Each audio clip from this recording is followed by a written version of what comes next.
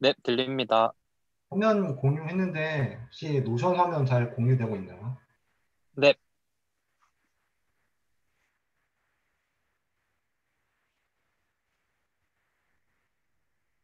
네, 발표 시작하겠습니다. 제가, 제가 맡은 파트는 1장의 11절부터 이제 마지막 절까지고요. 크게 세 가지 파트로 나눠져 있습니다. 첫 번째가 11절하고 12절에서 에스티메이터에 관한 이야기를 하고 있고요. 그 다음에 12절 그리고 13절까지 해서 그 벡터 칼큘러스 쪽 건드리고 그다음에 14절, 15절에서 옵티마이저에 대한 부분을 이야기를 하거든요.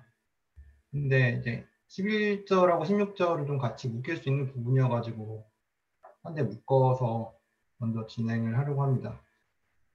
저가 제 책의 내용이 조금 부족하다고 생각되는 부분들은 레퍼런스를 좀 참고를 해서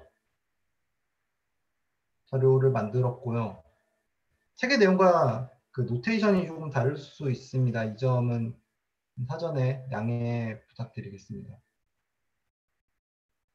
먼저 11절하고 16절을 말씀드리면요. 여기서 11절에서 에스티메이터에 대한 이야기를 먼저 하고 있습니다. 저희가 추정하고자 하는 대상이 있다고 하면 걔를 11절에서 인트로에서 베이지안 어프로치랑 논베이지안 어프로치 이렇게 나눠서 이야기를 하고 MLE 같은 경우 뭐 논베이지안 그리고 MAP로 에스티메이션 하는 거 베이지안 뭐 이런 식으로 되게 단순화시켜서 이야기를 하는데요. 조금 그런 식의 접근은 뭐랄까요 좀 부담이 있죠. 그렇게 해서 추정하는 어떤 에스티메이터에 대한 이야기를 하고 그러면 저희가 모델링을 하잖아요. 그럼 모델링을 하는 과정에 그러한 프로바빌리스틱한 어프로치가 제가 알고리즘적으로 로스 함수랑 어떤 식의 연관이 있는지 16절에서 이야기를 합니다.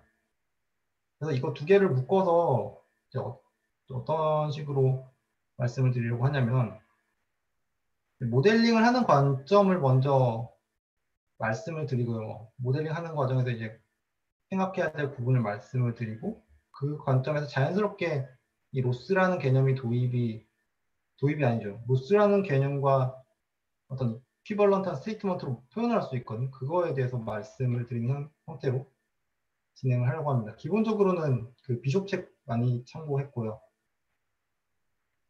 먼저 책에서도 그 베이지안 어프로치랑 논베이지안 어프로치에 대해서 저희 교재에서 이야기를 하는데 그 부분을 잠깐 짚어보고 넘어가려고 해요.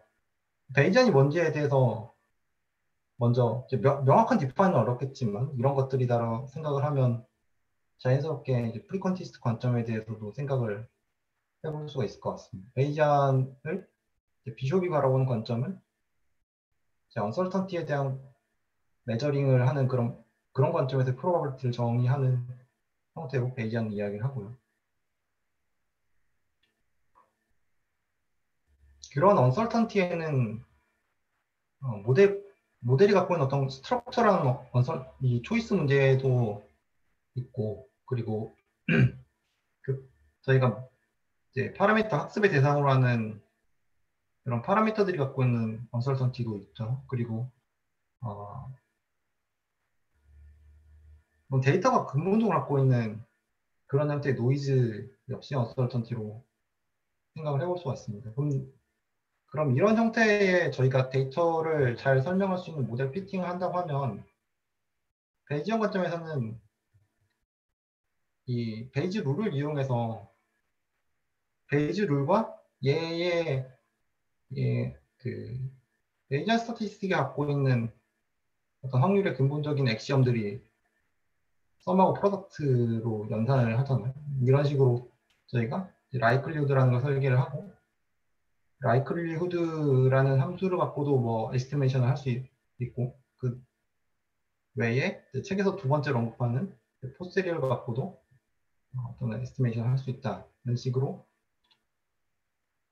용어를 정의를 하고 있습니다. 그럼 이제 베이지안 관점과 프리스퀀티스트 관점의 차이가 뭐냐에 대해서 비숍의 책에서는 이런 식으로 이야기를 해요. 둘 다 라이클리후드가 되게 중요한 역할을 하는데 그 파라메터가 기본 조건 하에 데이터에 대한 설명을 하는 거죠. 이 프리퀀티스트 관점에서는 이 라이클리후드 펑션을 어떻게 보냐면 이 파라메터라는 웨이트 파라메터라는 게 이제 주어진 픽스된 값으로 봅니다. 얘가 분포를 갖는다기보다 뭔지는 모르지만 이제 픽스된 값으로 보고 저희가 관측된 어떤 데이터가 있다면은 그걸 잘 설명할 수 있는 게 뭔지에 대한 이 라이클리후드가 에스티메이터 역할을 한다는 거죠. 그리고 그거에 대한 얼마큼 잘 에스티메이션 했냐에 대한 에러바 같은 경우는 뭐 크로스 밸리데이션이나 여러 가지 방법을 통해서 어떤 빈도에 근거한 추정을 하는 게 프리퀀티스트 관점이고요. 베이지안 관점은 여러 번의 어떤 관측, 그러니까 샘플링 자체가 여러 번 있지가 않습니다. 애초에 하나의 관측 데이터가 싱글한 어떤 데이터셋이 있고 그 다음에 언설턴티는 이 파라미터 웨이트가 갖고 있는 거에 대한 디스트리뷰션을 표현하는 이 언설턴티를 메저링하는 것이 베이지안의 관점이 되겠습니다. 저희가 되게 단순하게 서술을 했기 때문에 이 부분에 대해서 조금 좀 다른 의견이 다르다기보다 이런 식의 접근을 하는 경우도 있다는 관점에서 이 베이지안 어프로치와 그렇지 않은 논베이지안에 대해서 좀 이야기를 드렸습니다. 그리고 머신러닝에서의 용어를 다시 한번 정리를 하는데 라이클리후드 펑션을 저희가 에스티메이터로 채택을 했다면 이거에 대한 네거티브 로그 라이클리후드를 보통 에러 펑션이라고 어떤 용어를 이렇게 쓴다고 이야기를 하고 있습니다. 베이지안의 장점은 뭐라고 할까요? 프리퀀티스트가 되게 극단적인 결과를 가져오는 거에 대해서 얘는 어느 정도 그거를 좀 희석시킬 수 있다는 것의 장점을 간단한 예시를 들어서 이야기를 하는데요. 동전 던지기를 만약에 3번 했는데 셋 다 안면이 나왔다 그러면 이걸 가장 잘 설명하는 그 라이클리후드로 모델링을 했다고 하면 안면이 나올 확률은 1이 되잖아요. 근데 베이지안에서는 그럼에도 불구하고 최대 어떤 값을 찾으면 1이 되겠지만 그럼에도 불구하고 어떤 언설턴티에 대한 개념으로 베리언스를 모델링 하니까 극단적인 결론을 상당히 덜 내린다는 그런 거고. 그리고 결론인데 유니크한 어떤 프리퀀티스나 유니크한 그런 베이지안은 없다는 거죠. 다들 어떤 방법론이 있다면 두 개 동시에 채택하는 것도 있고 또 각자의 노선을 가는 경우도 있는데 이런 식으로 두 개를 명확하게 구분해서 설명하는 것에 대한 지향하는 형태로 이걸 방문을 하고 있습니다. 그리고 베이지안 관점에서는 왜 이게 요즘에서 많이 핫해졌냐. 20세기 말만 해도 되게 많은 뭐라고 할까요? 실현? 되게 공격도 많이 받고 있는데 샘플링의 방법으로 첫 번째 샘플링 방법의 어떤 디벨롭먼트를 첫 번째로 보고요. 그 다음에 방법론적인 측면에서 되게 효과적인 디터미니스틱한 어프로치가 많이 나왔다. 이런 식으로 이야기를 하고 있습니다. 여전히 이 계산 자체가 마지널라이즈 하는 과정에서 인티그레이션을 워낙에 이 적분이 인터랙터블한 경우가 워낙 많으니까 한계는 분명히 존재해요.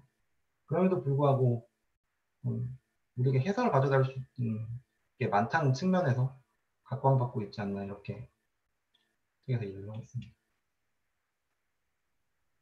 그 다음에 저희 책에서 두 가지를 언급을 하거든요. 에스티메이터에 대한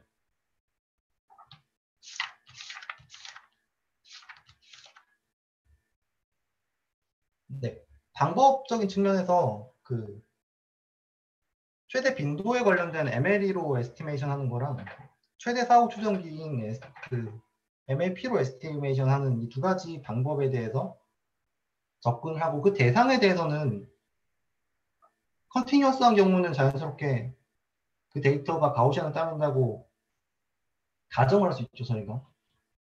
물론 여기도 상당한 어떤 리스트릭션이 있겠습니다만 얘가 워낙에 이 분포 자체가 연구도 많이 됐고 또 어널리틱하게 전개하는 수식 전개하는 측면에서의 쉽게 쓸 수 있다 보니까 컨티뉴어스한 케이스에서는 쉽게 저희가 가우시안 가정을 하는 것 같고 그다음에 바꿔 말하면 이제 리그레션 같은 어떤 문제를 푸는 관점에서 데이터가 이런 분포를 따른다고 가정하는 게 합리적인 거라고 나름의 주장을 하는 거죠.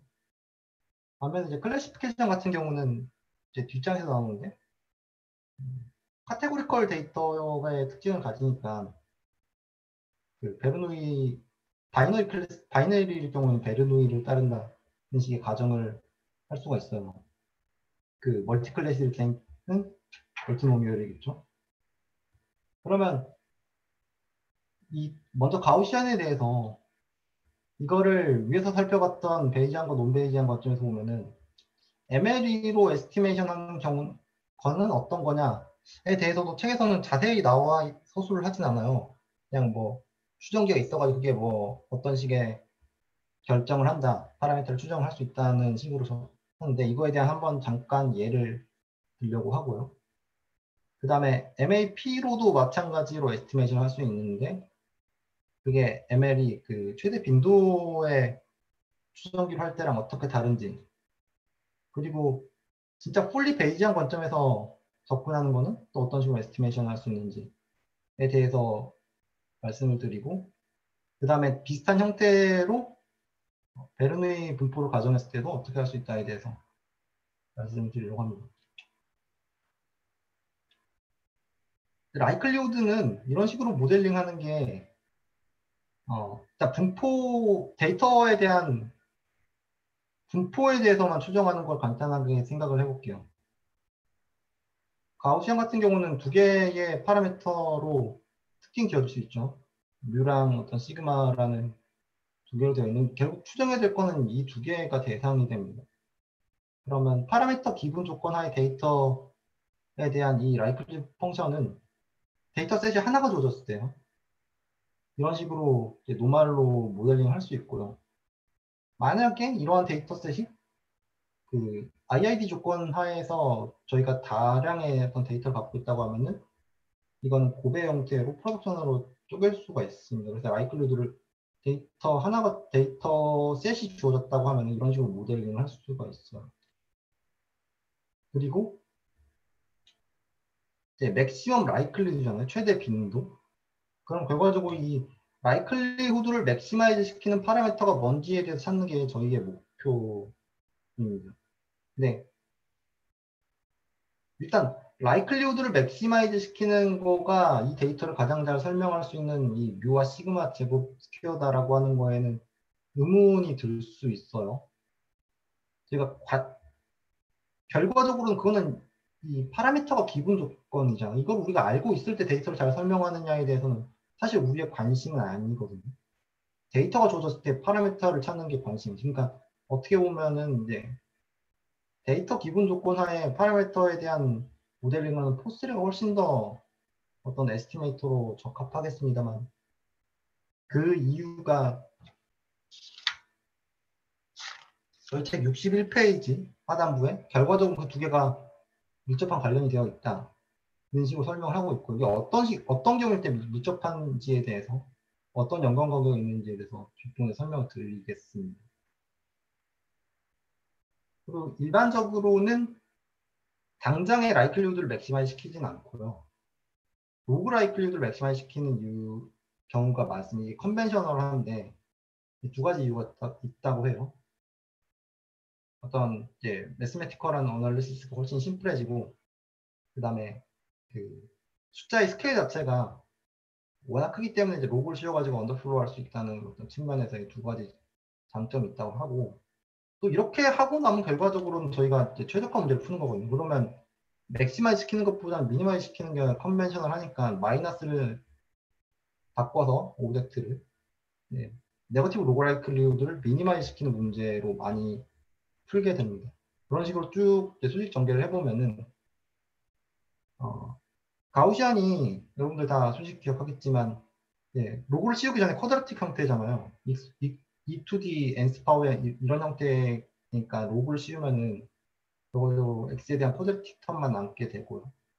그 다음에 이거를 이제 미니마이즈 시키거나 이제 맥시마이즈 시키는 게 문제인데, 그러면 얘 스테이셔너리 포인트를 찾는 문제로 바뀌게 됩니다. 근데 엄밀하게 따지면 이 스테이셔너리 포인트에 대해서 해시한 구해가지고 그게 이제 그 세컨드 데리버티브까지는 구해야 되겠지만 이제 이미 다 구해져 있으니까 그런 거 무시하고 풀었다 과정을 하면은 결과만 이야기 드리면 가우시아노 과정했을 때는 평균에 대한 추정은 이렇게 샘플민의 형태로 표현이 되고요.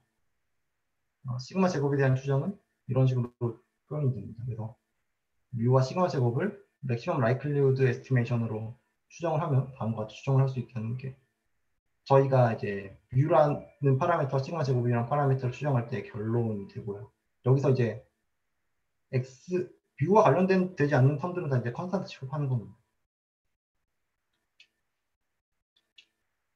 그럼 이거의 이제 문제점에 대해서 ML이가 뭔가 문제가 있으니까 다른 방법들이 계속 나오잖아요. 어떤 문제에 대해서 이야기를 하냐면 뮤에 대한 추정에 대한 거는 얘가 이제 프리컨티스 관점에서 보면 얘도 확률 변수예요. 랜덤 베리어블이에요. 그래서 얘에 대한 익스펙테이션을 구할 수 있는데 이러면 이제 목평균이랑 같게 됩니다. 근데 여러분들 뭐 다 아시는 거겠지만 수직 통계 하시면서 하셨겠죠. 시그마 스퀘어 같은 경우는 얘가 이제 언바이어스드 에스티메이터가 아니에요.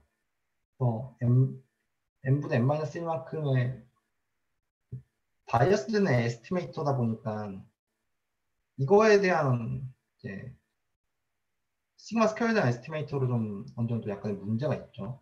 이런 부분이. 그래서 최종적으로 저희가 MLE로 추정을 하게 되면 얘에 대한 거를 구할 때 이제 n이 아니라 n분의 1로 나눠야 되는 문제가 생기게 됩니다. 근데 이거에 대한 근본 문제가 결과적으로 데이터를 되게 많이 확보를 해서 이게 n이 정말 많아지면 사실 샘플이 너무너무 많아지면 이게 거의 1로 소리하니까 이 자체로만 보면 큰 의미가 없거든요. 거의 무시 가능하지만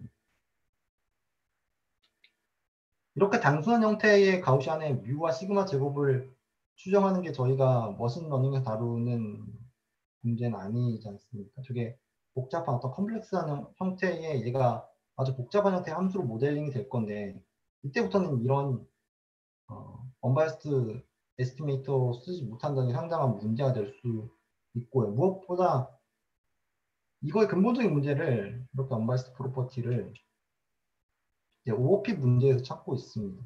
근데 왜 이런 현상이 일어나는가에 대해서 직관적으로 생각을 해보면 여기 그림에서 이 그린 라인이 데이터 셋들이 갖고 있는 이제 트루 분포입니다. 여기서 이제 두 개 샘플을 뽑았다 가정을 하면 A, B, C처럼 뽑힐 수가 있어요. 파란색 점이. 근데 이런 식으로 뽑히고 이런 식으로 뽑히고 이런 식으로 샘플을 이렇게 세 번에 걸쳐서 했다고 하면은 평균은 결과적으로 이 세 개에 대한 샘플민을 다시 재차 평균을 내면 가운데로 갈 거예요. 그러니까 제로민으로 어느 정도 보장이 되는데 기본적으로 베리언스는 워낙 작은 데서 샘플 뽑다 보니까 더 작거든요. 그러니까 더 좁아지거든요. 실제 트루 베리언스도. 근데 얘네 베리언스를 샘플한다고 해서 베리언스는 실제 베리언스로 가지는 않죠. 이런 관점에서 베리언스는 실제보다는 좀 더 작게 나타나는 걸 좀 직관적으로 이해를 할 수가 있습니다. 그럼 이러한 문제의 근본적인 거는 이게 사실 이게 결과적으로 이제 오버핏 문제로 귀결된다. 이게 ML의 문제로 지적을 하고 있습니다. 그래서 결과적으로는 이 최대 빈도의 추정기와 별개로 이거 먼저 말씀드릴게요.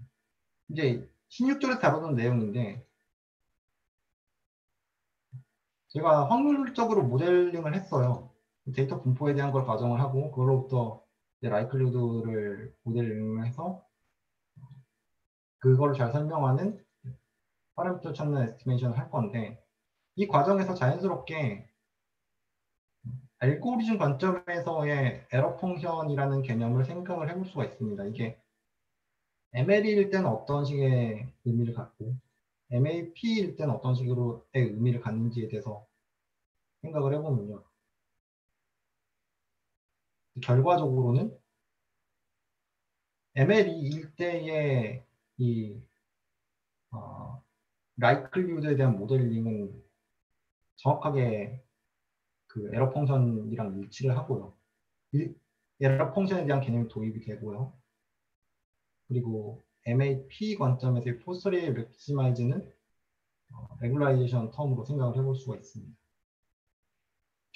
그리고 저희 책에서와 같이 이제는 뮤라는 그냥 단순한 하나의 파라미터 추정을 하는 게 아니라 얘를 이제 라인 커브의 y라는 개념으로 모델링을 해볼게요.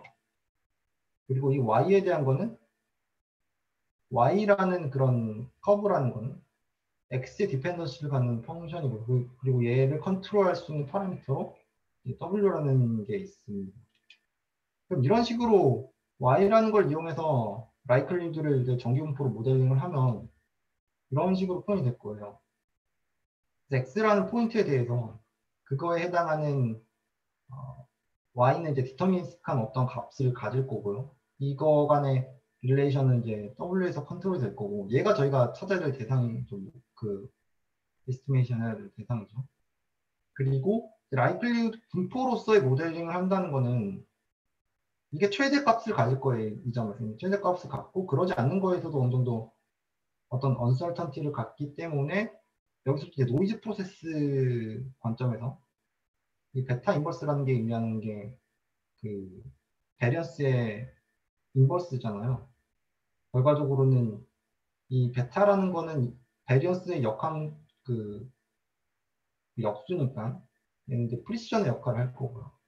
얘가 만약에 무한대로 간다고 하면은 베리언스가 0이 되니까 이제 그 딜락 펑션처럼 가운데에서 최대 확률을 가지는 형태로 프리시전의 역할을 하게 될 것입니다. 그래서 이제 라이클리후드를 이런 식으로 모델링할 수가 있어요.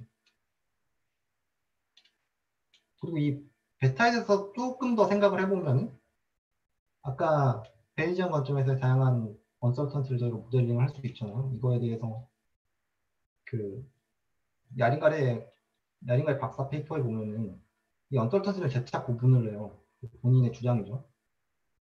그래서 노이즈 데이터 갖고 있는 근본적인 어떤 노이즈에 관련된 걸 알리토리 언설턴티라고 하고 그 다음에 모델 파라미터가 갖는 파라미터를 추정했는데 걔가 반드시 정확하지는 않을 거예요. 파라미터 갖고 있는 언설턴티 혹은 어떤 모델을 우리가 선택을 해야 되냐 이 모델 스트럭처와 관련된 언설턴티 두 개 묶어가지고 에피스테미क 언설턴티라고 하는데 여기서 이 베타가 하는 역할은 이거겠죠. 그 다음에 위에서 뮤를 추정했던 것과 동일한 형태로 가면은 라이클리후드는 이제 IID 조건 하에 이런 식으로 설정될 수도 있고요. 얘 이제 로그 라이클리후드 값을 구하면은 이런 식으로 됩니다. 결과적으로 여기서 저희가 찾고자 하는 거는 이제 이 y에 대한 라인을 찾기 위한 x와의 관계를 설정을 하는 거잖아요. 얘인데 이 w에 대한 거를 제외하고 나머지 걸 컨스턴트 취급하면은 이 로그 라이클리후드를 맥시마이즈 시키는 것. 다시 말하면 얘에다 마이너스를 붙이면 네거티브 로그 라이클리후드를 미니마이즈 하는 거죠. 그러니까 얘를 미니마이즈 하는 것. 이 부분만 잘 보시면은 이 베타 쪽 컨스턴트입니다. 그리고 이거만 보시면 정확하게 저희가 익히 쓰던 MSE 로스랑 같죠. MSE 로스로 해석을 할 수 있죠, 저희가. 그래서 이제 네거티브 로가리클리우드를 미니마이즈 시키는 거는 그 스퀘어 로스의 형태를 미니마이즈 시키는 거로 저희가 이해를 할 수가 있습니다.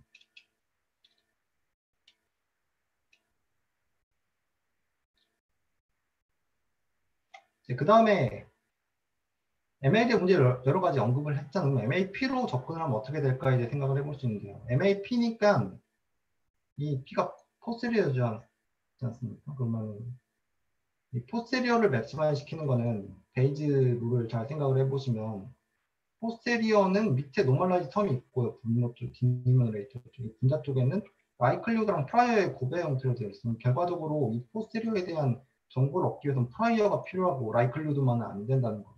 프라이어에 대한 가정을 저희가 해야 돼요. 그거에 대한 가정을 재차 가우션으로 해보는 겁니다.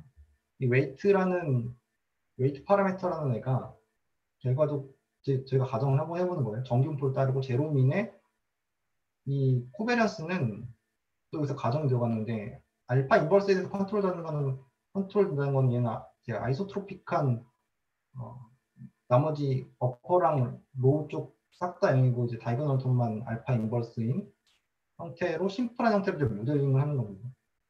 프라이어.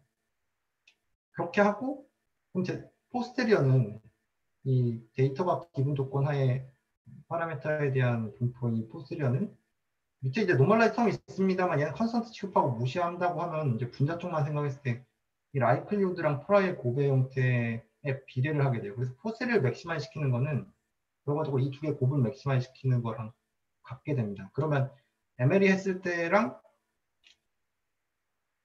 달라진 게 뭔가 이제 여기서 이제 뭔가 곱해지는 걸 거예요. 그 곱해지는 게 이제 로그를 치우면 뭔가 더해지는 거로 나오는 걸 저희가 예상을 할 수 있고요. 그게 이제 결과만 놓고 보면 MAP로 문제를 풀었을 때는 이 오브젝트 쪽은 똑같습니다. 스퀘어 로스를 이제 미니마이즈 시키는 거 똑같고 이쪽을 보시면은 붙는 게 지금 웨이트의 이제 벡터 관점에서 이제 이너 프로덕트로 되었으니까 얘는 스퀘어 텀이거든요. 그러면 투놈을 미니마이즈 시키는 거니까 얘는 정규화 관점에서 그 레귤러라이즈가 더해지는 걸로 저희가 이해를 할 수 있죠. 포스테리어 관점에서 포스테리어로 모델링을 한다는 거는. 그리고 이게 저희가 가우시안을 가정했을 때 이렇게 나오는데 얘를 그 라플라시안 같은 걸로 미니마이즈 가정을 하게 되면 이거는 이제 원놈의 형태로 더해지게 됩니다. 그래서 MAP와 MLE는 각각 로스 함수 관점에서는 이 스퀘어 로스랑 그리고 정규화 텀으로 생각을 해볼 수 있다고 해석을 할 수 있고 저희. 그다음에 이제 그거는 좀 옵셔널하게 왔는데 저희 교재에서 ML이랑 MAP를 두 개를 나눠가지고 최대 빈도 추정기를 논베이지안 그리고 MAP 최대 사후 추정기를 베이지안 관점에서 이렇게 이야기를 하잖아요. 근데 그거에 대해서 진짜 풀리 베이지안 관점에서 접근하면 어떻게 되는가에 대해서 결과적으로는 이러한 관점 자체가 가장 잘 설명하는 이 W가 뭐냐에 대한 걸 추정을 하는 거죠. 저희가 하나의 어떤 값에 대한 추정을 하는 거잖아요. 다분히 이런 식의 접근, 베이지안 관점에서는 좀 거리가 있죠.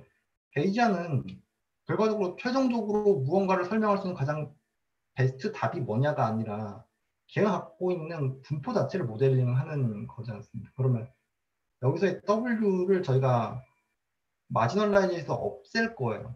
베이지안 관점. 간단하게 설명만 드리면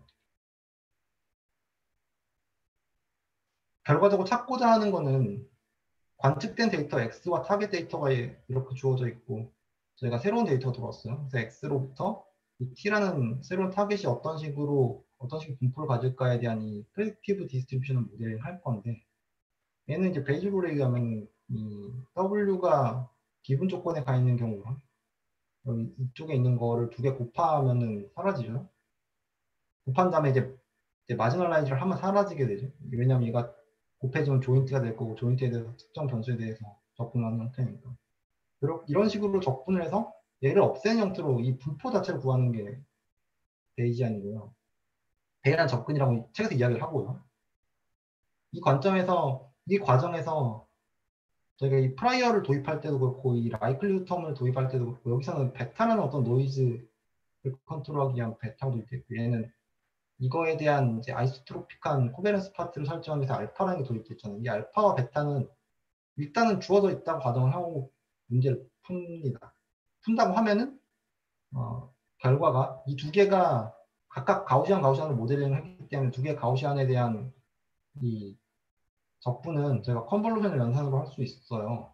그래서 어널리틱하게 할 수 있어서 결과만 놓고 보면 이런 식으로 된다는 거고 이 알파와 베타를 지금 픽스로 두고 있는데 이거에 대한 프라이어 도입하고 이거에 대한 프라이어 도입해야 또 어떻게 지지고 복구하면 할 수 있습니다. 결과적으로는 프레딕티브 디스트리뷰션이 가우시안으로 되어 있는데 이거 둘 다 모른다 가정하면 아마 스튜던트 티 디스트리뷰션인가 이렇게 될 거예요. 그리고 S 인버스에 대해서는 여기 이 결과만 놓고 보면요. 평균과 분산이 갖는 의미가 평균에 대해서는 뭐 이런 식으로 설명을 할 수가 있고, 분산에 대해서는 베타 인버스랑 이 S라는 텀에 무언가 곱해져 있는 걸로 정의를 하는데, 이게 IID 조건 하에서는 서로 다른 두 분포의 곱이잖아요. 그럼 각각의 분산, 얘는 이 라이클리드 텀의 분산으로부터 유도되는 거고, 얘는 프라이어 텀인데 이쪽에 뭔가로부터 유도되고, 두 개가 IID 조건 하에서는 분산이 더해진다는 것으로 해석을 하더라고요. 그런 식으로 데이터를 최종적으로 추정을 하고, 그 추정한 분포로부터 샘플링을 하면 위와 같이 샘플링을 할 수 있다는 게 최종적 베이지아 관점입니다. 여기까지가 이제 가우시안에 대한 그 리그레션 관점에서 연속함수, 컨티뉴어스한 베리어블에 대한 모델링을 확인을 했고요.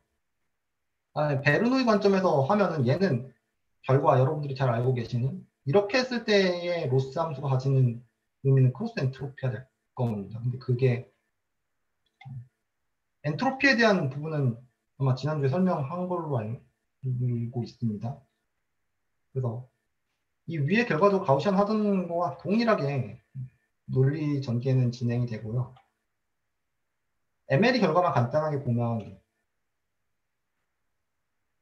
바이너리 케이스에 대해서 x가 1일 때랑 0일 때의 각각 확률을 뮤와 1-뮤로 놓을 수가 있잖아요. 그러면 베르노이 디스트리뷰션으로 제가 이 라이클리드로 모델을 하면 이렇게 될 거예요. x번 1이 나오고 x 1-x번 아니죠, 죄송합니다. 한 번 하는 거니까 그게 1이거나 아니면 1, 0이거나 네, 이런 식으로 이 뮤와 1-뮤를 리턴하는 형태로 모델링 할 수 있고, 이거 그냥 단순하게 전개 보면 평균과 분산을 이렇게 구할 수가 있습니다. 이때 마찬가지로 IID 조건하의 데이터가 저희가 모였다 가정하면은 이거에 대해서 프로덕트로 쪼갤 수가 있고요.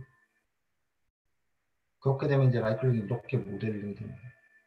그럼 여기서부터의 로그 라이클리드를 맥시마이즈 시키는 일련의 과정은 이거 로고 씌워보면은 이거 나오고 이거 나오겠죠. 그래서 결과적으로 이런 식으로 되고, 이 텀이 정확하게 제가 알고 있는 그 크로스 인터피 텀이죠. 그래서 이거를 미니마이즈 시키는 문제, 즉 크로스 엔트로피를 미니마이즈 시키는 게 결과적으로 베르누이를 통해서 라이클리드를 모델링 했을 때 그 프로바빌리티간 그 에스티메이터 결과가 정했습니다. 여기까지가 그 1.11절과 16절 합쳐가지고 설명을 드렸거든요. 여기까지 좀 질문 있으신가요?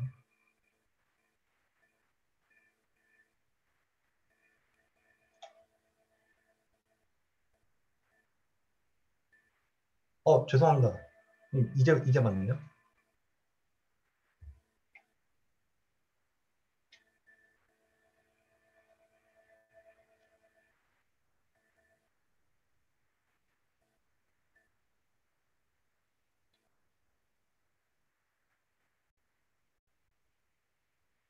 프라이어에서의 샘플 수는 의미가 없어요. 제가 생각할 때는.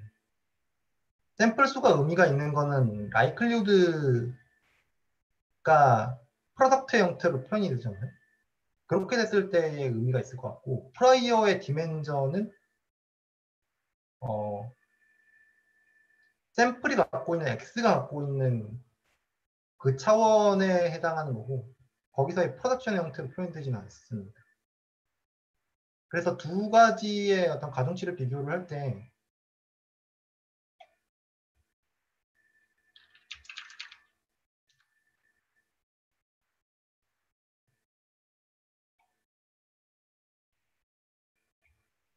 저희가 이제 아이소트로픽하게 가정을 했으면 프라이어의 컨터를 그렸을 때는 막 이런 식으로 될 거예요. 근데 MLE의 솔루션을 구했을 때 뭐 한 이런 식으로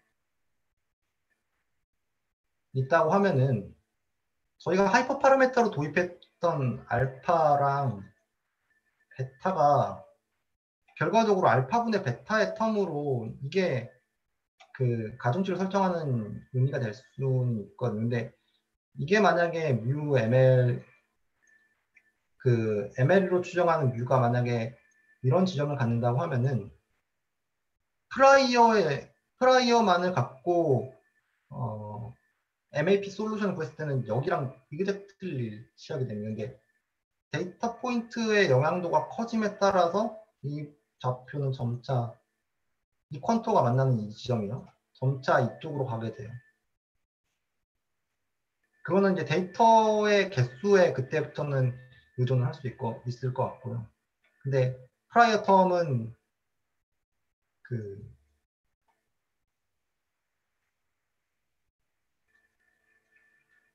이거에 대한 형태의 분포 하나잖아요.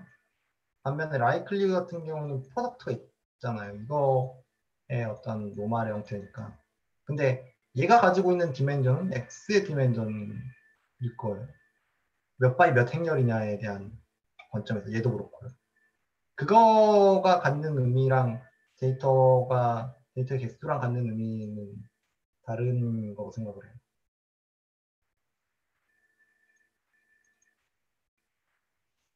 제가 질문을 제대로 이해했을까요?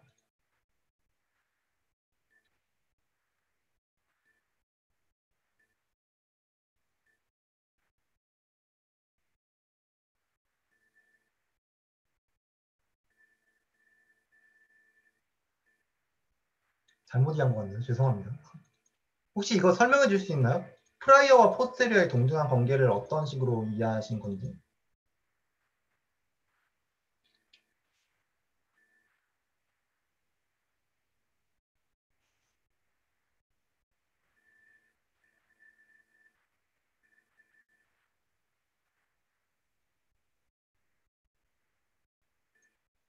혹시 제 말씀 들리시나요? 아, 네. 금범님 질문을 제가 이해를, 네네.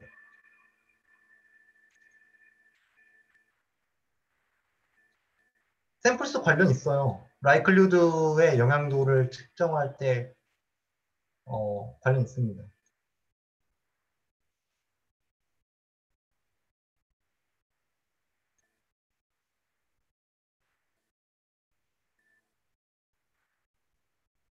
MLE의 결과를 그래서 데이터가 만약에 말하고자 하는 바만 따라가겠다라고 하면은 MLE의 샘플수가 그 데이터의 샘플수가 많아지면 여기에 가깝게 간다는 걸 그렇게 해석할 수 있고요. 프라이에 가까워진다는 거는 그 혹시 비족책 보셨나요? 거기 이제 3.5절에 논 인포머티브한 프라이어에 대해서 잠깐 이야기를 하거든요. 데이터가 뭐라고 하는 상관없이 프라이어 텀에 죄송합니다. 그거는 이제 반대의 경우네요. 어찌되었건 프라이어의 영향도가 커지면은 처음에 설정한 저희가 프라이어가 되게 강력한 힘을 받게 돼요. 그렇게 되면 데이터 샘플이 크지 않을 경우에.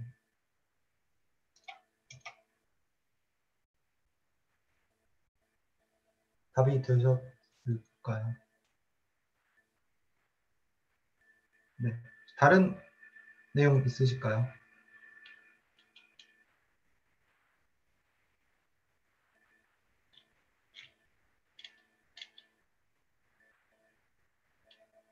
없으시면 다음 내용 넘어가겠습니다.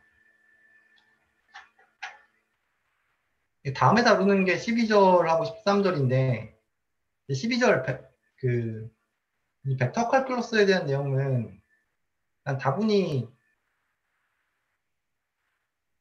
그냥 어널리틱하게 수식 전개해 보면 나오는 내용들 그냥 주구절절히 서술에 나가지고 이 부분은 따로 발표 자료에 넣지는 않았고요.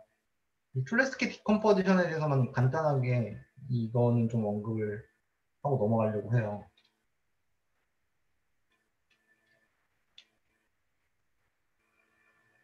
이제 얘가 가진 의미를 이제 간단하게 생각을 해보면 저희가 이제 비닐 엘저브라의 파트를 두 가지로 나누면 전체 반을 그 시스템 오브 리니어 이퀘이션을 푸는 게 전체 반이잖아요.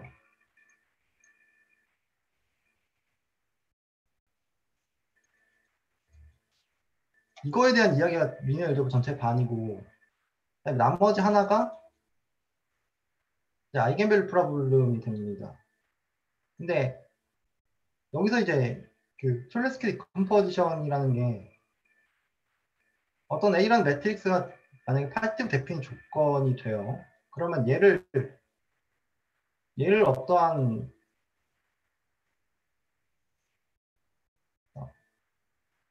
두 개로 쪼개는데 이거를 이제 실수 관점에서 보면은 A 제곱의 형태로 쪼갠다는 거죠. 이런 식으로. 이렇게 쪼갤 수 있다고 하면은 이게 이 파지티브 데피니트 매트릭스가 반드시 이런 게 쪼개진다고 보장을 한다고 하면 이거에 대해서 한번 생각을 해보면 이거를 푸는 게 되게 심플하게 풀릴 수가 있습니다.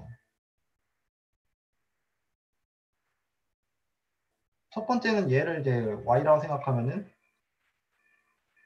이 어퍼 트라이앵귤러 쪽에서 이 문제를 푼 다음에 그 다음에 y 이퀄 이제 rx의 문제를 풀면은 이게 지금 한쪽은 어퍼고 한쪽은 로우가 되겠죠. 이런 식으로 풀면은 강력한 어떤 인버스 매트릭스를 찾는 일반적인 그 가우시안 엘리미네이션 하는 그런 나이브한 방법에 의해서 되게 효율적으로 내가 할 수 있게 되잖아요. 일반적으로 이제 AX 이퀄 B의 이 문제를 푸는데 필요한 연산량이 이제 O 오브 N to the third power지 않습니까? 근데 여기서 이 투레스키 디컴포지션을 사용을 해서 푸는 게 갈 때까지 갔을 때 가장 효율적으로 푸는 방법이라고 저는 생각을 해요. 그래서 매틀랩이나 기타 어떤 리니어 엘제브라 관련된 라이브러리 다룰 때 가장 먼저 이런 형태의 시스템 오브 리니어 이퀘이션 푸는데 이런 식의 컴포지션, 디컴포지 가능한지를 먼저 물어보죠. 연산 측면에서.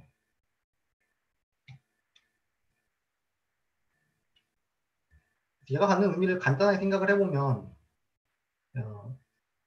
모든 파지티브 데피닌 매트릭스는 A라는 애는요. 이렇게 R 트랜스포즈 R로 쪼개질 수가 있고 이때 R은 여기서 이제 어퍼 트라이앵귤러 하고 다이고널 텀이 이제 파지티브한 그런 엘리먼트를 갖는 걸로 쪼개질 수 있다는 게 결과적으로 이 팩토라이제이션의 의미가 될 거고요. 이거 연산은 이제 n-세제곱에 앞에 개수가 이제 3분의 1이 됩니다. 그리고 이때의 R을 툴레스키 팩터라고 이야기를 하고요. 이거를 이제 스퀘어 루트로도 해석할 수가 있습니다. 이게 이런 식으로 쪼개질 수 있다는 걸 바꿔 말하면 이 매트릭스 파지티브 데피니시냐는 거를 어떻게 보면 테스팅할 수 있는 방법이 되겠죠.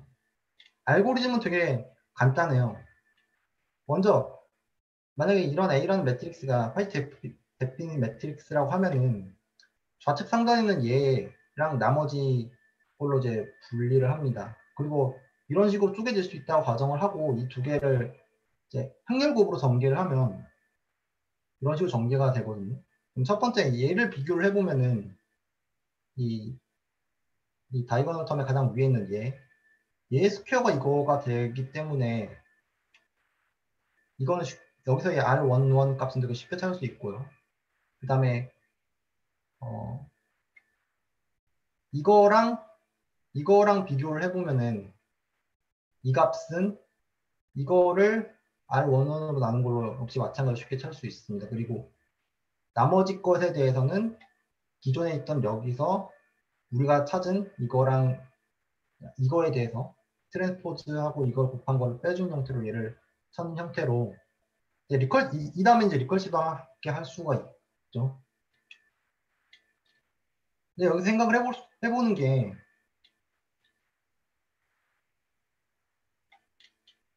이런 식으로 가는 거에 어떤 이그지스턴스가 보장이 되려면은 결과적으로는 이제 이 매트릭스 랭크 값을 파이나이트하게 가정을 했을 때는 이제 인덕션을 쓸 수 있잖아요. 일에 대해서는 이렇게 쉽게 증명을 했으니까 K번째 증명한다 가정했을 때 이 나머지 파트가 파티브 데피닛인 것만 존재하면 인덕션이 완성이 되는데 이거에 대한 증명 여기서 자세히 싫지는 않았고요. 증명이 뭐라고 할까요? 제 기억으로는 좀 복잡했던 걸 기억합니다.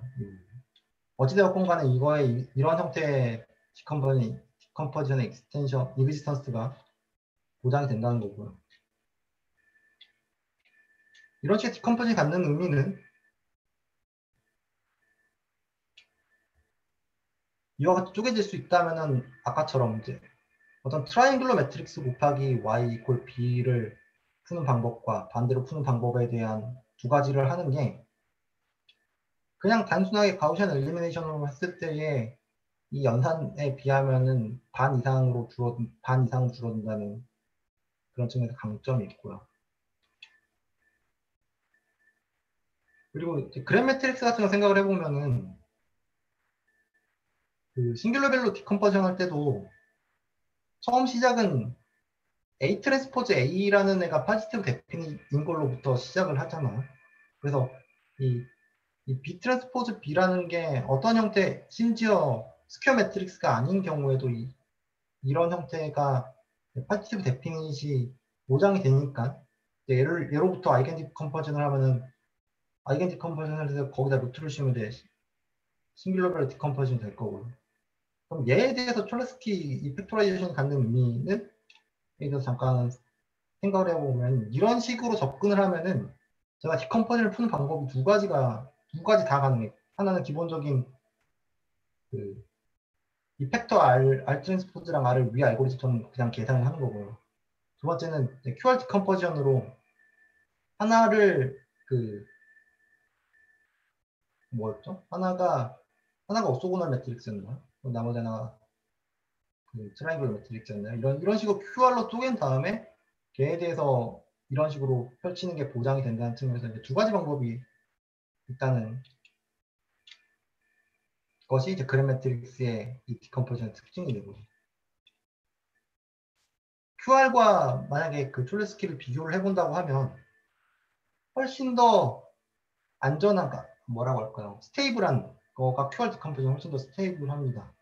그리고 이 QR 얘를 이제 QR 형태로 팩토라이제이션 하는 거는 그 리니얼리 인디펜던트한 형태의 디멘전을 계속 쪼개는 그램 슈미트 방법으로부터 유도가 될 수 있거든요. 그 알고리즘이. 그래서 제가 정확하게는 기억이 안 나는데 기억이 나진 않는데 이 리니얼 디펜던트한 경우는 훨씬 더 중요한 케이스가 QR이 됩니다. 반면에 이제 촐레스키 팩토라이제이션 같은 경우는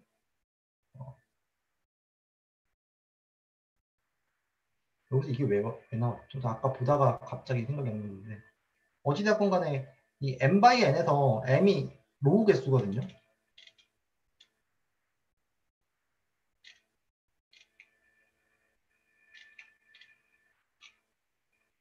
네. m이 로우 개수인데 로우 개수가 컬럼 개수보다 훨씬 커지는 이런 경우에 한해서는 네, 이 두 개를 비교를 해보면은 n제곱 그리고 얘는 2n제곱의 코에피션트니까 촐레스키 디커 얘가 이게 메인 팩터일 때는 얘가 더 빠른 경우가 됩니다. 근데 n이 만약에 좀 더 메이저한 팩터로 가져가면 이제 얘가 n의 세제곱의 형태니까 게임이 안 되겠죠. 매트릭스 쉐입이 어떠냐에 따라서 이 두 개는 뭐 서로 각각의 장단점이 있는 것 같습니다. 혹시 이 부분은 뭐 코멘트 해주실 내용 있으실까요?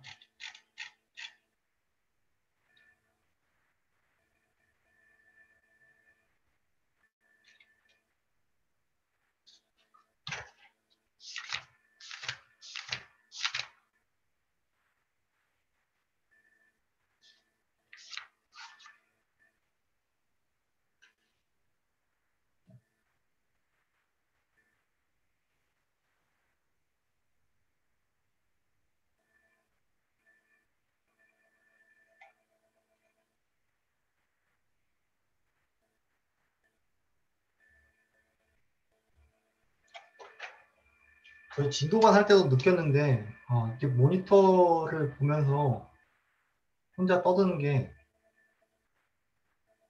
어느 순간 현자 타임이 오는 게 다들 이런 거 익숙하신가요? 이렇게 모니터 혼자 있는 게.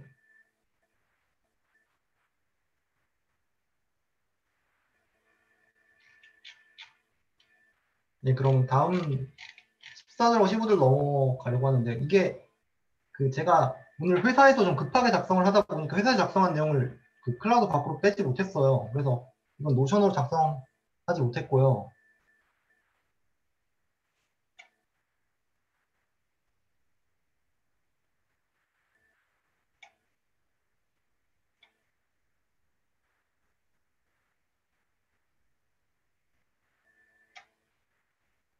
클라우드 화면 보이시나요?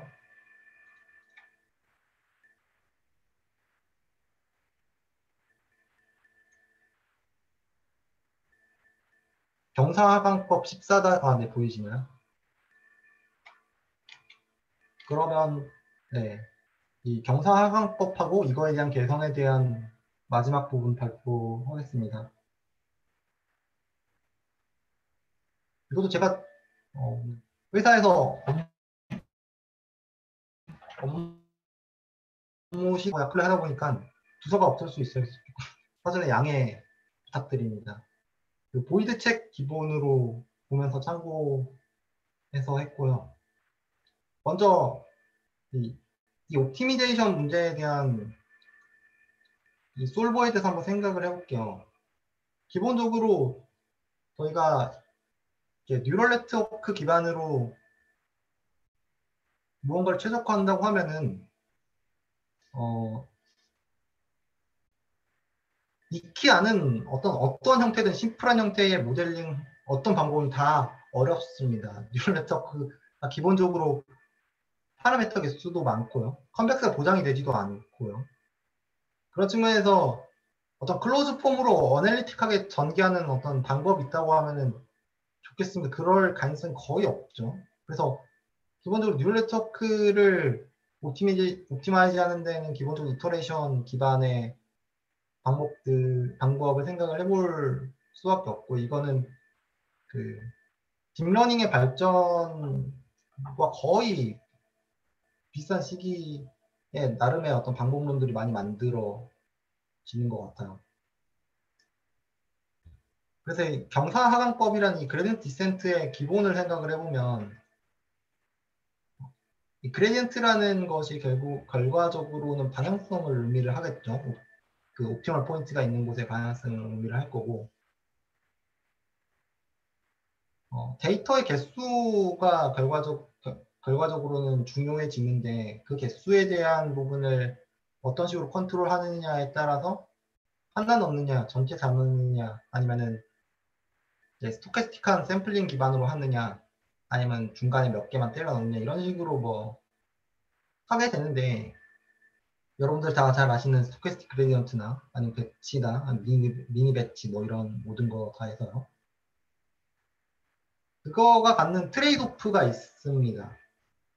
전체 다 넣고 하면은 그거는 무조건적인 옵티멀 포인트로의 수렴을 보장을 해요.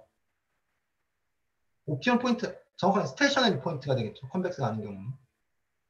보장은 하는데 결과적으로는 시간이 문제가 되잖아요. 다 모든 샘플에 다 그레디언트를 구할 때까지 기다려야 되니까. 즉, 한 이터레이션에 걸리는 시간이 문제가 되는데, 그런 문제로 인해서 샘플링하는 방법 혹은 스토캐스틱 그레디언트라고 하면은 네이밍 자체적으로 하는 말은 하나씩 뽑는다는, 하나에 대해서 바로 그레디언트 계산하고 업데이트하고 이런 식으로 가는 거잖아요. 이런 식으로 하면 계산당의 이점인데 어떠한 트레이드오프가 있냐면 베리언스가 커지게 됩니다.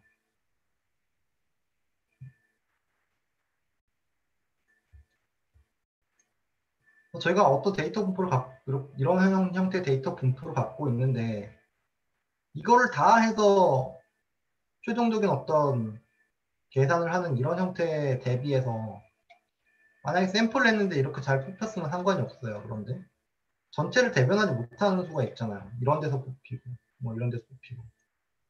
즉 베리언스 한쪽에 치우칠 수 있다는 측면에서 얘가 트레이드오프가 있게 됩니다.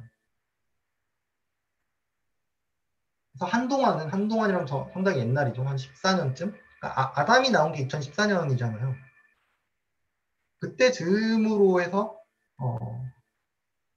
이 베리언스를 줄이는 방법들의 뭐죠? SGA 같은 거, 스토캐스틱 에버리지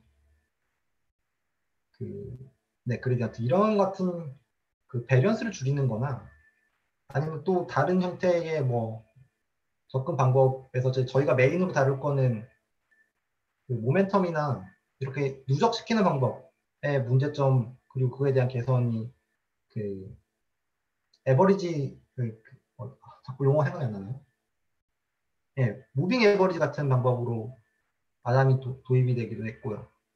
이런 식으로 갖고 있는 어떤 문제들에 대한 해결이 자연스럽게 어떤 딥러닝의 발전과 잘 맞물려서 가지 않았나 이렇게 생각을 합니다.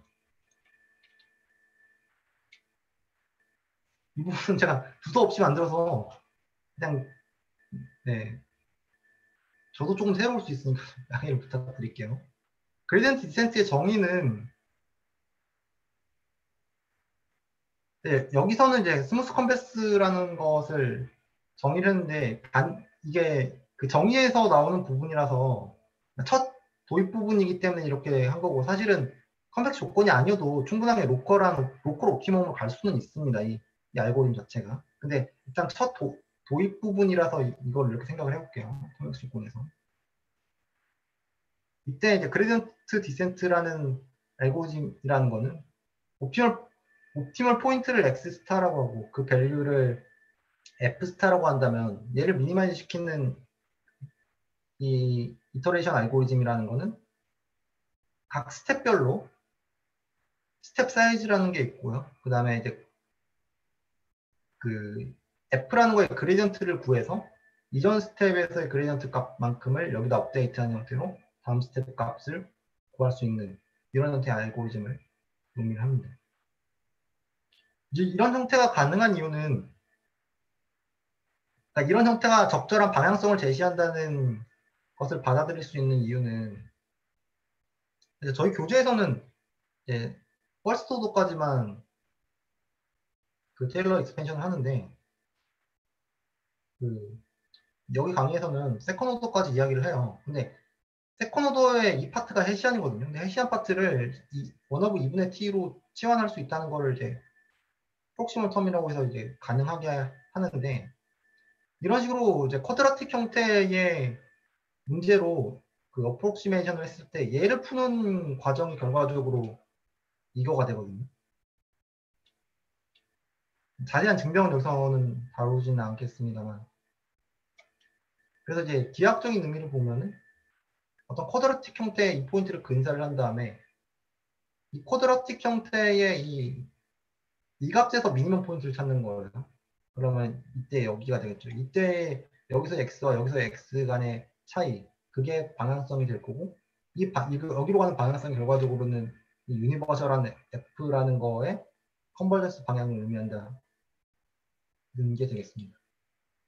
그리고 이게 컨벡스 조건 하에서는 수렴할 수밖에 없다는 거는 증명을 할 수가 있고 그러면 중요한 게 이 컨버전스 어널리시스가 말하는 게 그레디언트의 R가 되게 많잖아요. 그레디언트 자체로도 쓸 수 있는 경우와 쓸 수 없는 경우가 많고 그래서 어떤 경우에 어느 정도 속도로 수렴을 하는가에 대해서 관심이 많습니다.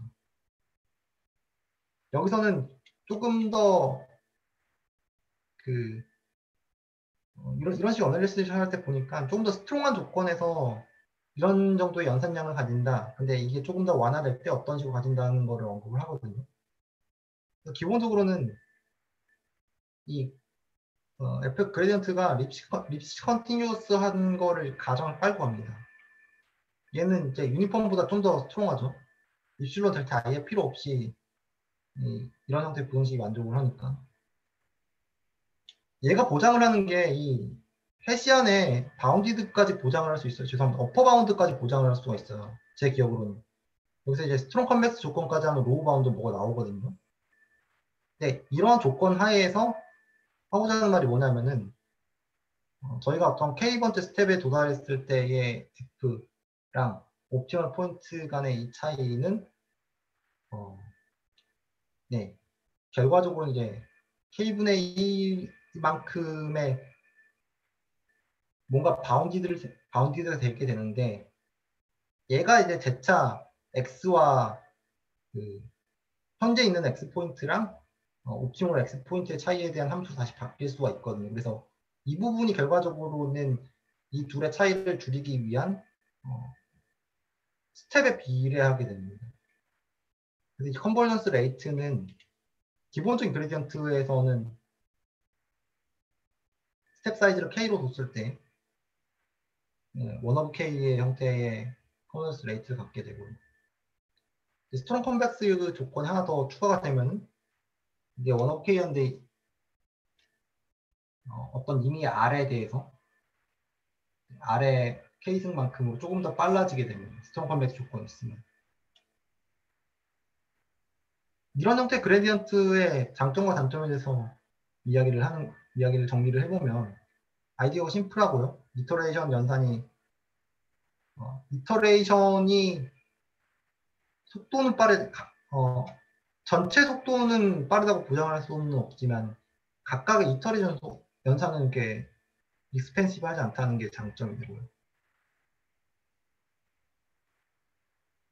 그리고 되게 다양한 저희가 가정을 했잖아요. 그 가정 하에서 이제 웰 컨디션이 됐다고 하면은 또 좀 말도 안 되는 가정들이긴 한데 이런 좀 빡센 가정 하에서는 패스트하다는 게 장점으로 말을 하고 있습니다. 반면에 단점은 결과적으로는 느릴 수밖에 없고요. 그리고 이러한 스트롱 컨벡스나 웰 컨디션 조건이 이런 형태의 문제를 우리가 만나는 건 관심이 없죠. 거의 그런 경우가 어려울 거니까.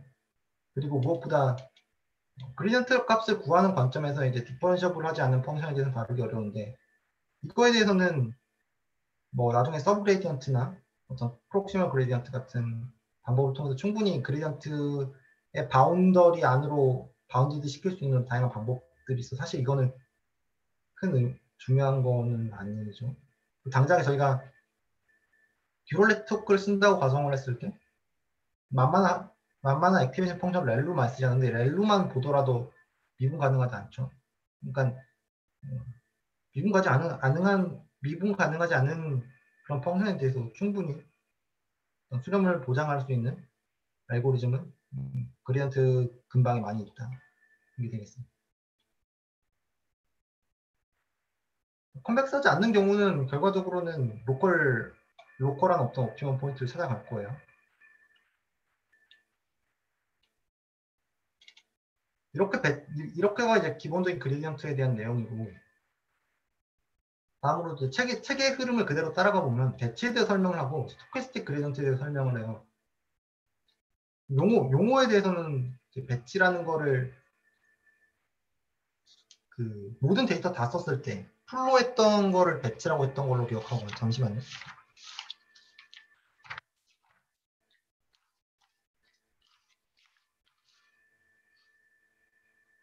그렇죠? 전부 다 모든 데이터 다 구해가지고 걔에 대해서 에버리지한 형태를 배치로 용어를 썼고, 그다음에 얘는 이제 하나씩 하고 바로 업데이트하고 이런 식으로 표현을 하고 있습니다. 모든 데이터 포인트에 대해서 다 한꺼번에 그레디언트를 구한 다음에 그걸 평균 내서 하는 이런 방법을 생각을 해볼 수 있고요. 그 다음에 이거 다 계산 언제 다 하냐 이런 관점에서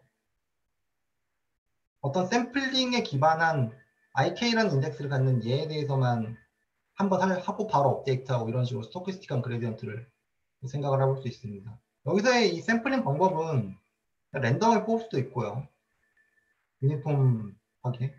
그 다음에 그냥 어떤 오더를 정해가지고 그 오더대로 쭉 돌리는 이런 식의 방법도 생각을 해볼 수가 있습니다. 어찌되었건 간에 얘에 대한 에스티메이터는 이런 식으로 샘플링을 해봐 결과적으로는 트루 그레디언트로 얘에 대한 익스펙테이션 보장이 되니까 얘는 언바이어스드 에스티메이터로 받아들일 수가 있고요.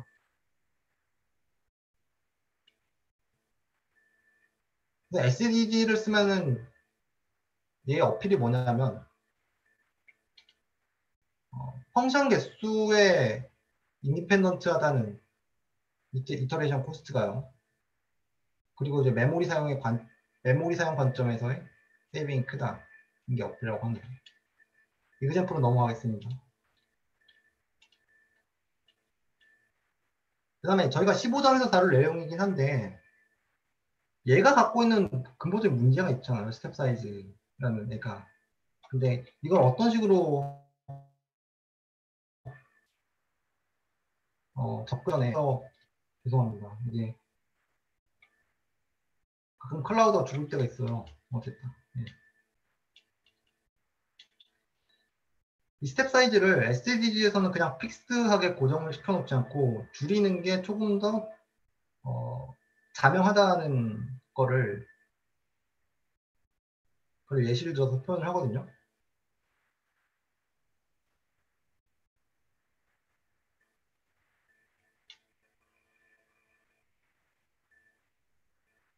그래서 최종적으로 저희가 지금 K번째 어떤 지점까지 도달을 했어요. 그럼 최종적으로 가야 될 게 최종은 아니죠. 그 다음에 얼마만큼 가고자 하는 거를 이미 N이라고 봤을 때 K 플러스 M번째까지 도달하기 위해서는 픽스드 얘를 픽스를 시키면은 그냥 이것만 주구장창 더하면 되겠죠. 얘가 픽스되어 있으면은. 근데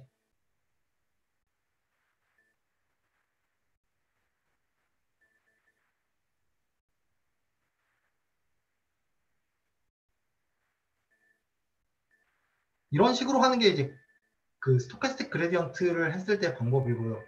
풀 그레디언트를 했을 때는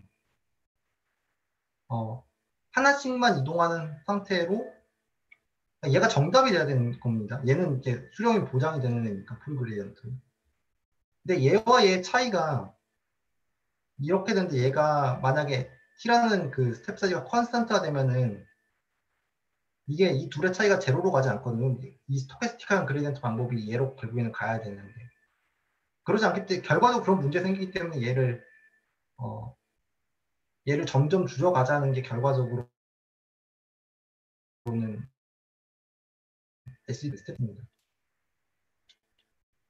컨버전스 레이트는 뭐 자세하게 비교를 하진 않았겠지만 그냥 그레디언트 하는 것보다 빠르겠죠. 결과적으로는. 미니 배치는 몇 개의 샘플을 묶어서 하는 거고 역시 마찬가지로 에스티메이션 구해보면 결과적으로는 그레디언트랑 같게 된다는 측면에서 이제 언바이어스드 에스티메이터 스토캐스틱 그레디언트랑 미니 배치 그레디언트랑 장점을 이야기를 해요. 결과적으로 속도가 빠르다. 기본적으로 하는 것보다는. 근데 서두에서 언급드렸다시피 이런 식으로 하면은 에스티메이터는 언바이어스인데 제가 한번 샘플링 하는 게 그게 바이어스 안 됐다는 보장이 없잖아요. 이런 문제점을 근본적으로 안게 됩니다.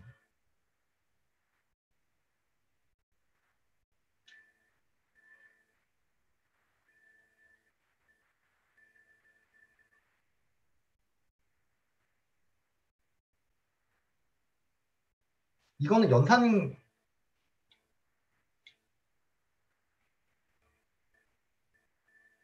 자세히 안 봤는데 Y가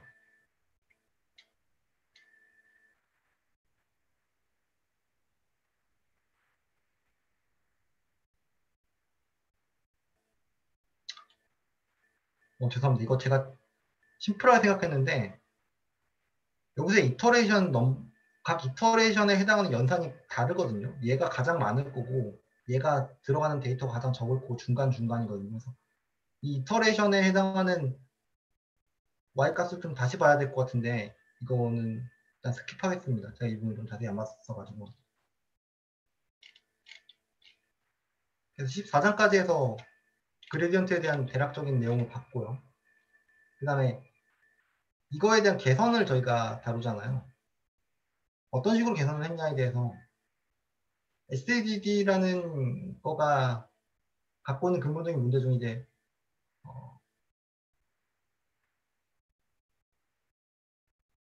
이게 초창기에 도입됐던 그 베리언스라는 걸 줄이는 관점에서의 여러 가지 방법들이 도입되는 걸 서두에서 이야기를 하거든요. 이런 방법들이 에버리지로 하면은 뭐 이런 식으로 하는 건데 저희 책에서 다루는 내용은 네, 모멘텀에 대한 부분부터 다룹니다. 모멘텀이라고 하면 물리에서 다루는 내용이랑 거의 내용이 비슷할 거예요. 기존에 가던 방향성이라는 게 있으면은 K번째 스텝을 구할 때 그 전까지의 방향성을 구해서 그거만큼의 어떤 파라미터를 곱해가지고 쭉 가게끔 하는 게 모멘텀의 컨셉이잖아요. 그럼 얘를 옵티마이저에 반영을 하는 거는 이 스토리를 다들 알고 계실 것 같습니다. 이 아다 그라드 저희 책에서는 다루지 않습니다. 아다 그라드라는 걸 먼저 다루고 그 다음에 그 14년도인가요? 힌튼 교수가 썼던 RMS 페어로피를 다루고 그 다음에 이제 아담까지 해서 일반적인 또 옵티마이저 변천사를 간단하게 훑어보려고 하는데요. 수식만 보면은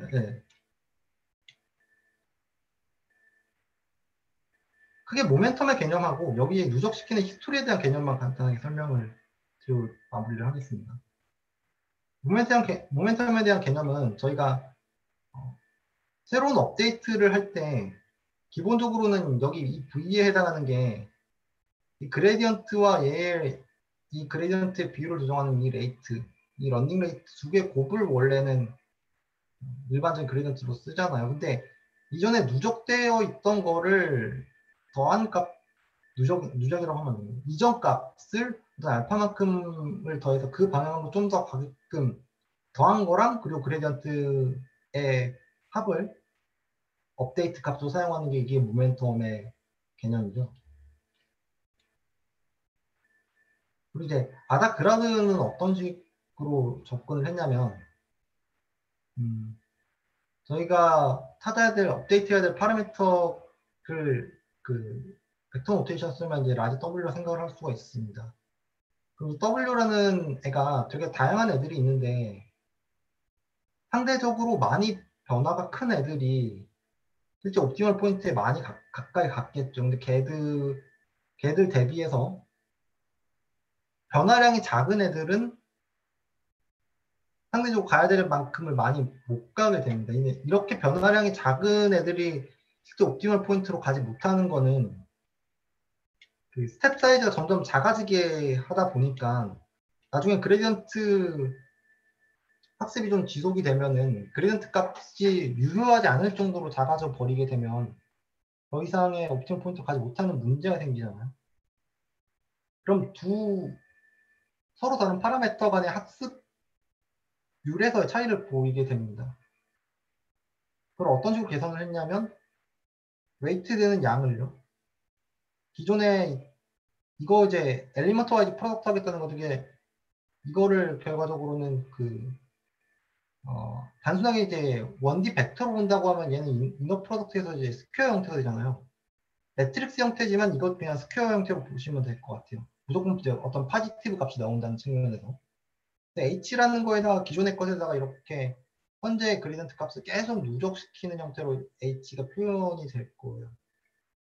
그러면 그레디언트의 변화량이 많았던 애들은 이 값이 되게 많이 누적이 됐을 거고 변화가 별로 많지 않던 애들은 적게 누적이 됐으니까 변화가 많지 않은 애들은 많이 변화량을 많이 줘야 되고 반대로 많은 애들은 적게 줘야 되잖아요. 그래서 H의 인버스 텀을 여기다 더한 형태로 이렇게 되면 한꺼번에 동일한 스텝에서 동일한 웨이트들이 업데이트가 되는 게 아니라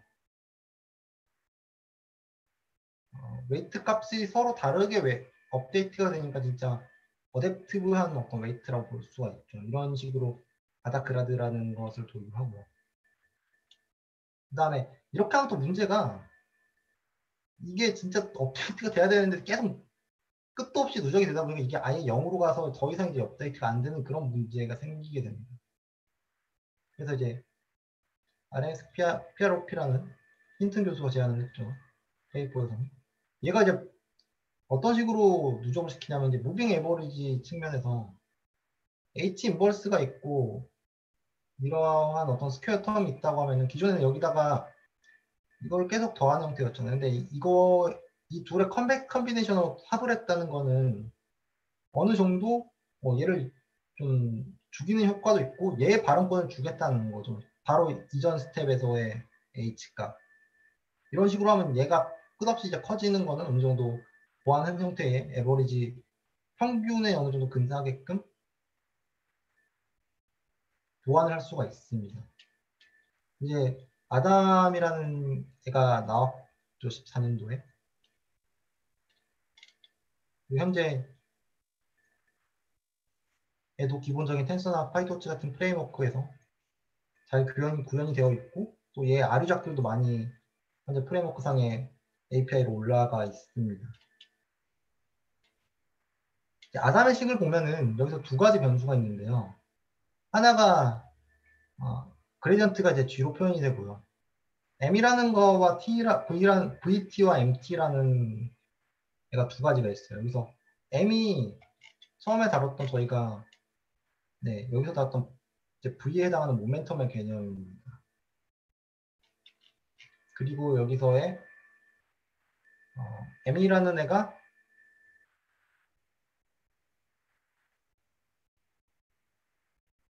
잠시만요. M이라는 애가 죄송합니다. M이라는 애가 모멘텀이고요. V라는 애가 그 아다그라드에서 이제 H의 역할을 하는 얘거든요. 그래서 보시면은 M 같은 경우는 이전 값과 그레디언트 값의 둘의 이제 컨버스 컨비네이션이니까 지극히 그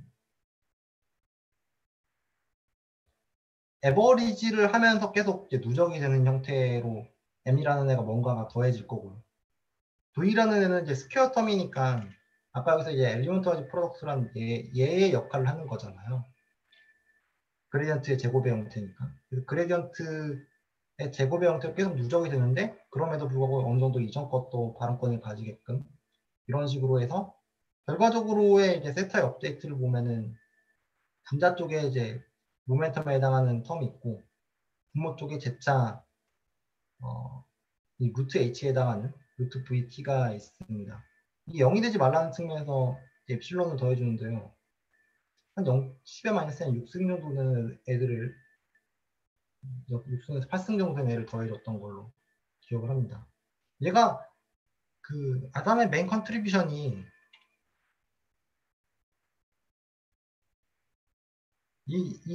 이거를 이게 1 베타 1분의 M1을 하잖아요. 이게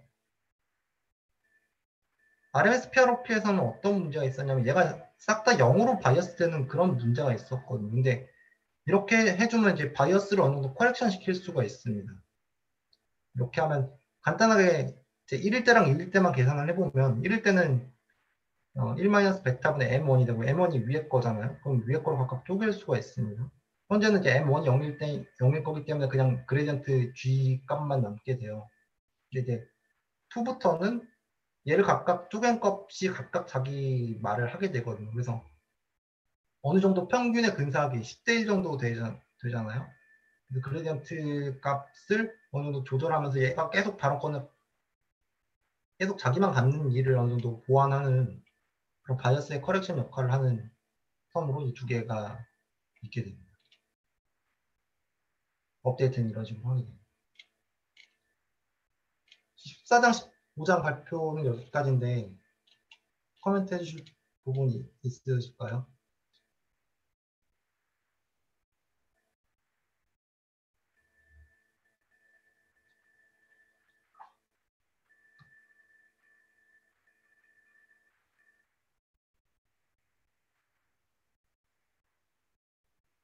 여기가 저의 마지막 발표예요.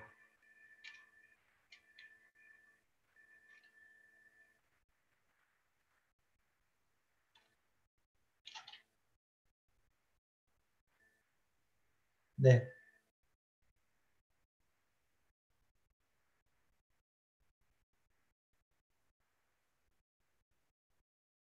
네.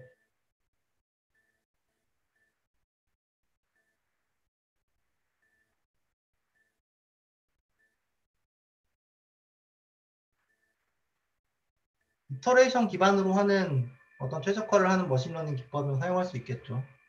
SVM도 그럴 수 있고요. 로지스틱 릴레이션도 그런 식으로 접근할 수 있고요.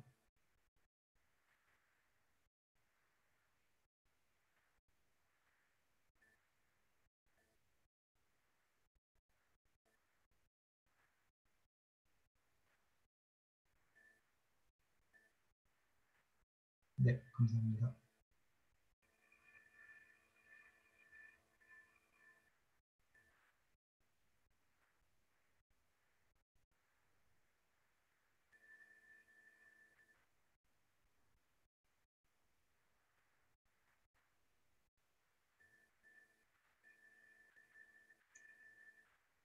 그렇게 해주시면 감사하겠습니다. 발표자로서 아무런 채팅방에 글이 없으면 정말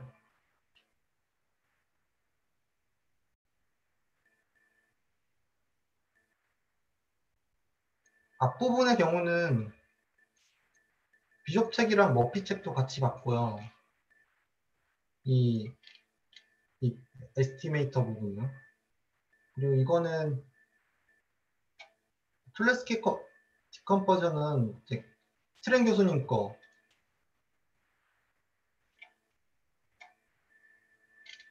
네, 이거 많이 참고했고요. 마지막으로 컴팩스 옵티미제이션은 CMU 강의가 있어요. CMU 강의 중에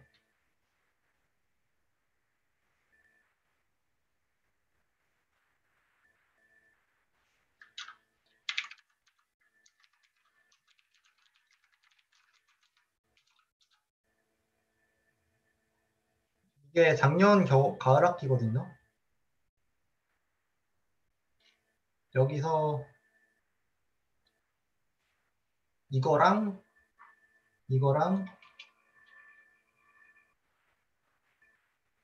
네, 이거 이렇게 세 개 참고했습니다. 그리고 네, 이론 설명은 이제 보이드 책에 나와 있는 걸로 증명 같은 거는 참고했고.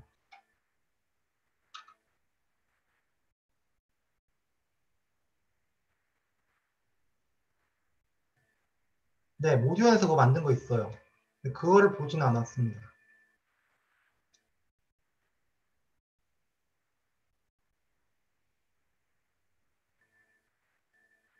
모듈 위한 컴퓨터 최종화 말씀하시는 거죠? 모듀엔에서 한 거.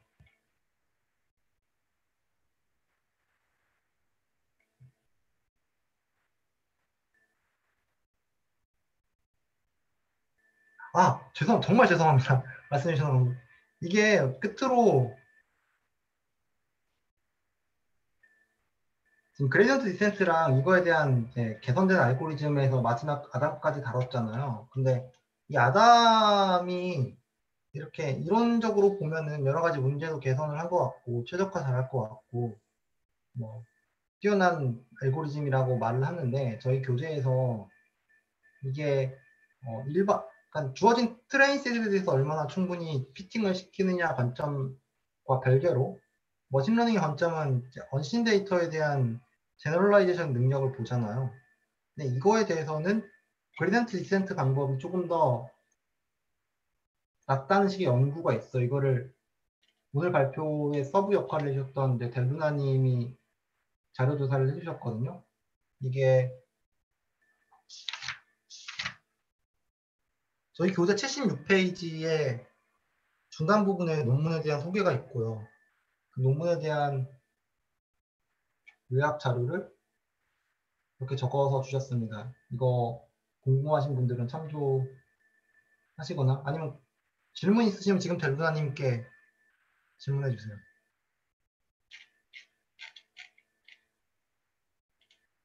네, 모르겠어요. 저도 개인적으로 현업에서 딥러닝 쪽 그 모델링을 하고 있습니다만 사실 트레인 셋이라고 주어지는 것에 대해서 얼만큼 피팅을 하느냐는 사실 크게 관심이 안 갔잖아요. 그거마저 트레인 로스를 충분히 떨구지 못하는 형태의 알고리즘이라면 사실은 그거는 문제 디파인부터 다시 봐야 되는 그런 경우도 있을 수 있는데 결과적으로는 어느 정도 충분히 로컬 미니멈 근처에 갔다고 하면은 기어가지는 일반화 능력에 대한 게 저희의 메인 관심하잖아요. 근데 그게 과연 이런 솔버의 타입을 바꿈으로써 개선이 될까? 음, 글쎄요. 딱 처음 들었을 땐 좀 회의적이긴 했어요. 그래서 흥미로운 주제를 책에서 이야기를 하니까 좀 자세히 페이퍼 리뷰를 하고 싶었는데 개인적으로는 주말에 이번 시간이 많이 없어서 페이퍼까지는 자세히 못 봤고 해서 그 델루나님께 좀 부탁을 드렸거든요. 마침 이번에 서브 발표를 맡으셔가지고. 재밌는 내용, 되게 어려운 수식적인 부분도 많은데 잘 요약을 해주셔서 궁금하고 있으신 분들은 지금 바로 질문해 주셔도 됩니다.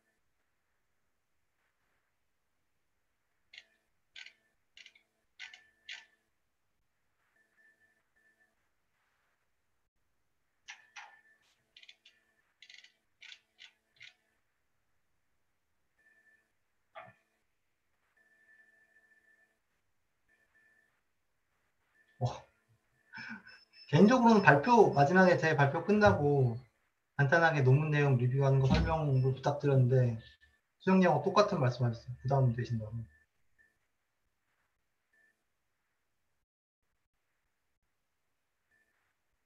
되게 자료조사 되게 잘하시고 깔끔하게 요약하셔가지고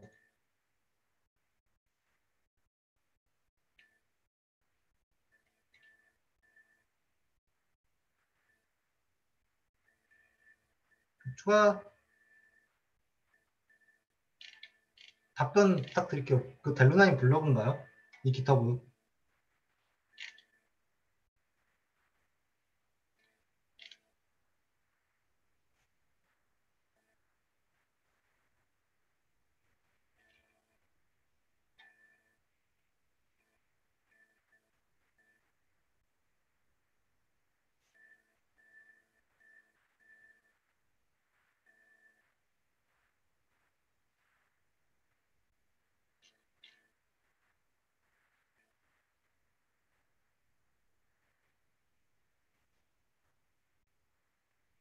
네, 그러면 화면 공유 마치겠습니다.